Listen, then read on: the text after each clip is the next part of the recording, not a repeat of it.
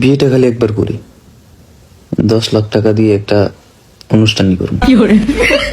Budget তো 10 লাখ টাকা থাকবোই, gate মেট এলাকার গরিব দুঃখী সবাই খাওয়ায় 10 লাখ টাকা আমার লাগবেই, এটা লাজে।